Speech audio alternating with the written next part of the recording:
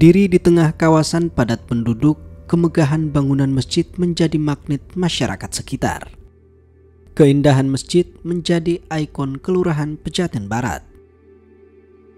Desain fungsinya yang kompleks pantas menjadikan masjid ini sebagai Islamic Center serta tujuan wisata spiritual di Jakarta Selatan. Masjid ini kita buat dengan mencontoh prototip Masjid Biru. Mudah-mudahan masjid ini menjadi ikonik yang memiliki nilai pariwisata berbasis masjid. Ketika masjid ini banyak dikunjungi oleh jamaah saudara-saudara kita dari Jakarta maupun luar Jakarta, saya yakin akan berimplikasi kepada peningkatan ekonomi masyarakat di lingkungan masjid. Ini yang merupakan sasaran target kita untuk mewujudkan dimakmurkan dan memakmurkan.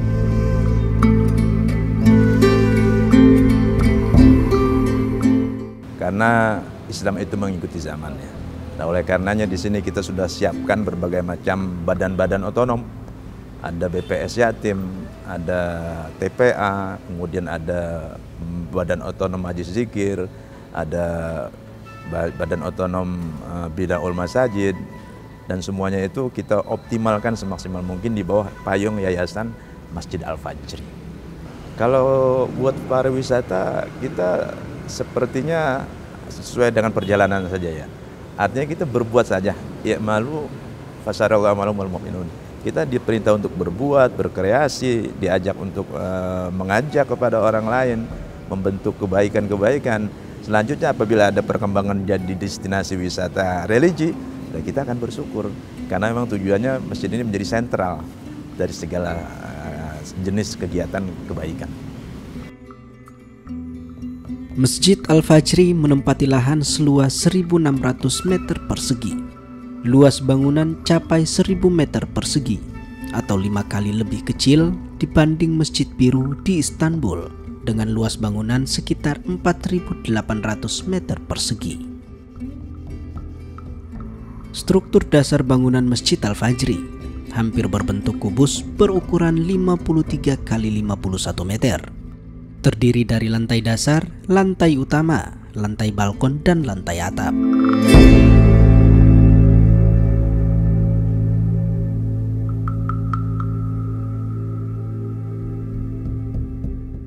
Layaknya desain bangunan ibadah di era Imperium Ottoman, Masjid Al-Fajri akan dilengkapi 7 menara yang menjulang tinggi. Terdiri dari renovasi 1 menara existing yang sudah rampung dan 6 menara baru yang akan dirampungkan di akhir proses pemugaran. Itu kalau dilihat dari denah lantai, ada lantai dasar sebagai basement, lantai kedua sebagai ruang utama, dan lantai yang ketiga sebagai pendukungnya Pak ya, lantai pendukungnya Pak. Nah sekarang kalau dilihat, ini mengambil contoh dari Masjid Biru yang ada di Turki. Salah satu ciri khasnya Masjid Biru di Turki itu, dia punya banyak menara Pak. Kalau dihitungnya ada sekitar 6 menara. Betul. Tapi di sini saya lihat dalam perencanaannya ada 7 menara Pak. Ya. Kenapa bisa sampai berbeda di Turki 6 dan di sini 7 Pak? Ini masalah adaptasi, pencocokan. Bahwa di sini ada sejarah juga Pak. Nah, sejarah itu salah satunya dia masjid ini dulu punya 1 menara yang sekarang sudah direnovasi. Ya. Itu mencocokkan dengan gaya di Turki, masjid Turki. Nah, sehingga sementara kita tetap ingin ada memindahkan masjid yang menara yang 6 itu. Iya, betul Pak. Jadi, sehingga dia menjadi 7. Betul. Nah, jadi 7 itu adalah untuk penyesuaian lokal, penyesuaian kondisi setempat. Iya. Ya kan, sehingga jadi 7 menara. Sekarang itu mungkin masih merupakan tahap yang agak lanjut, menara itu. Dan kalau dilihat sekarang baru 1 yang berdiri apa ya? Nah itu adalah di posisi yang masjid yang lama. Masjid lama. Nah, itu masjid yang lama itu posisinya masjid yang lama, di mana menara ini Pak menampung stasiun BTS Jadi orang itu dipakai menjadi sumber keuangan juga buat memelihara masjid. Oke.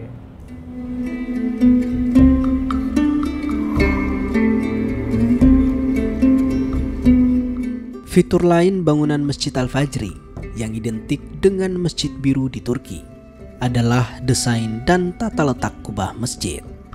Meskipun terdapat perbedaan pada jumlah, ukuran, dan struktur material, ciri khas desain kubah Masjid Al-Fajri menggabungkan banyak elemen Bizantium dengan arsitektur Islam tradisional Turki.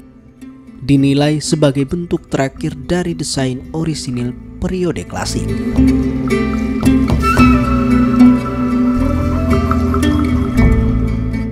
Nah, kita di sini mungkin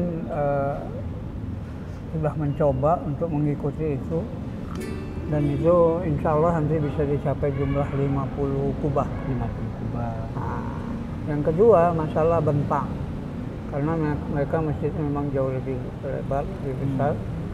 Kubahnya juga bentangnya ya 3 kali 4 kali ini kubah utamanya. Nah, kubah-kubah yang lain kalau menggunakan material seperti mereka kan pakai beton, Pak. Iya. Belum ada masalah material macam-macam. Itu biayanya luar biasa. Jadi kita di sini menggunakan material GRC.